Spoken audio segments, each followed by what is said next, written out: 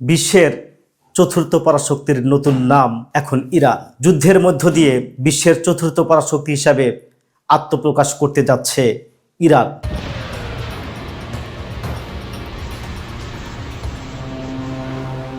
বিশ্ব রাজনীতিতে একটি পুরানো ধারণা প্রচলিত ছিল, রাশিয়া, চীন এবং ইরান মিলে তৈরি করেছে একটি অক্ষয় শক্তি, যেটিকে চতুর্থ পরাশক্তি হিসাবে সকলে অভিহিত করত। কিন্তু সময় সেই ধারণাকে পাল্টে দিয়েছে। রাশিয়া, চীনকে ছাড়াই ইরান এখন এককভাবেই বিশ্বের চতুর্থ পরাশক্তি হিসাবে আত্মপ্রকাশ করে ফেলেছে। বিশেষজ্ঞরা বলছে ত্রিমুখী শক্তির উত্থান নয়, বরং এককভাবে ইরানের এক ভিন্ন ধর্মী উত্থান শক্তির সংজ্ঞা বদলে দিয়েছে ইরান। একসময় পরাশক্তির মানে ছিল বৃহৎ অর্থনীতি, উন্নত রণপ্রযুক্তি এবং বিশাল সামরিক বাহিনী। সেই সংজ্ঞায় ইউনাইটেড স্টেটস ও চায়না খুব সহজে জায়গা করে নেয়। কিন্তু ইরান এই সংজ্ঞাকে পুরোপুরি চ্যালেঞ্জ ছুড়েছে। ইরান দেখিয়েছে সরাসরি আধিপত্য নয়, প্রভাবী হচ্ছে আসল শক্তি। মধ্যপ্রাচ্যের মানচিত্রে ইরান কোনো একক রাষ্ট্র নয়, এটি একটি প্রভাব বলয়। লেবানন থেকে ইয়েমেন, গাজা থেকে ইরাক, যেখানে সংঘাত সেখানে কোনো না কোনোভাবে ইরানের উপস্থিতি। যেসব কারণে ইরান চতুর্থ পরাশক্তি হিসাবে আবির্ভূত হয়েছে। ইরান দেখিয়েছে যুদ্ধে একেবারে কম খরচে সর্বোচ্চ চাপ সৃষ্টি করা। ইরান কখনোই ইউনাইটেড স্টেটসের মতো সরাসরি সামরিক শক্তি প্রদর্শনের পথে হাঁটেনি, বরং তারা বেছে নিয়েছে ড্রোন যুদ্ধ, মিসাইল প্রযুক্তি এবং প্রক্সি ফোর্স।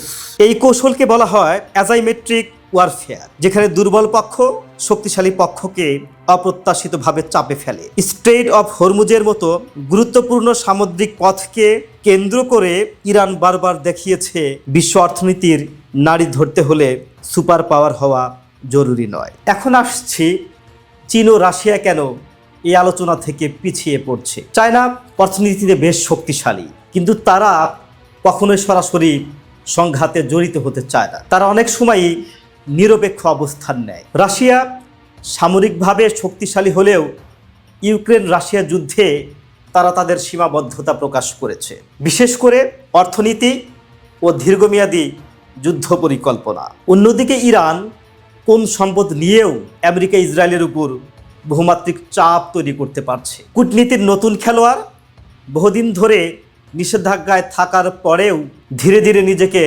প্রতিষ্ঠিত করতে পারছে বিশ্বের চতুর্থ পরাশক্তি ইরান। ব্রিক্সে যোগদান, সাংহাই কোঅপারেশন অর্গানাইজেশনে সক্রিয়তা আঞ্চলিক শক্তিগুলোর সঙ্গে নতুন সমীকরণ তৈরি করেছে। ইরান আর এখন এক ঘরে নয়, বরং একটি প্রয়োজনীয় শক্তি। তাহলে কি ইরানি সত্যিই চতুর্থ পরাশক্তি? এই প্রশ্নের উত্তর খুঁজতে হলে আপনাকে একটু বুঝতে হবে আসলে পরাশক্তি মানেটা কি।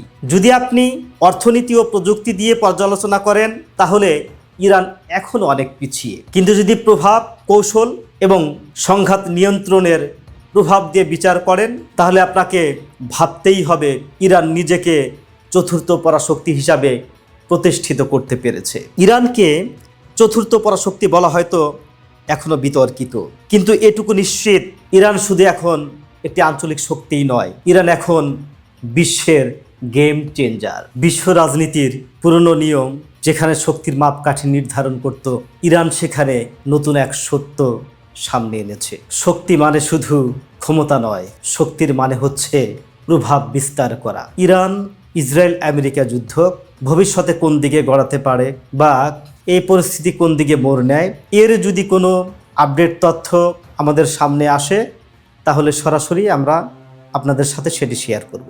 শুধু ইরান ইসরায়েল যুদ্ধই নয়, বিশ্বের যে কোনো পরিস্থিতি আমরা আপনাদেরকে জানিয়ে দিব। আমাদের সঙ্গেই থাকুন। ধন্যবাদ।